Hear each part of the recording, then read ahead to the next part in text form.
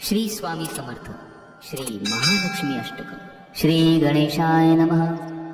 नमस्तेस्तु महामाये श्रीपीठे सुरपूजिते शंखचक्र गदा हस्ते महालक्ष्मी नमोस्तुते। नमस्ते गरुडारूढे कोलासुरभयंकरी सर्वपापहरे देवी महालक्ष्मी नमोस्तुते। सर्वज्ञे सर्ववरदे सर्वदुष्टभयंकरी सर्वदुःखहरे देवी महालक्ष्मी नमोस्तुते। सिद्धिबुद्धिप्रदे देवी मुक्तिप्रदायिनी मंत्रमूर्ते सदा देवी महालक्ष्मी नमोस्तुते। आद्यन्तरहिते देवी आद्यशक्ति महेश्वरी योगचे योगसम्भूते महालक्ष्मी नमोस्तुते।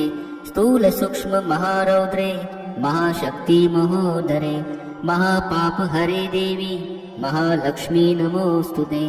पद्मासनस्थिते देवी परब्रह्मस्वरूपिणी परमेशी जगन्मातर महालक्ष्मी नमोस्तुते। श्वेतांबरधरे देवी नानालंकारभूषिते जगत्स्थिते जगन्मार्त महालक्ष्मी नमोस्तुते। महालक्ष्मी अष्टकस्तोत्रं यः पठेद् भक्तिमान् नरः सर्वसिद्धिं वाप्नोति राज्यं प्राप्नोति सर्वदा।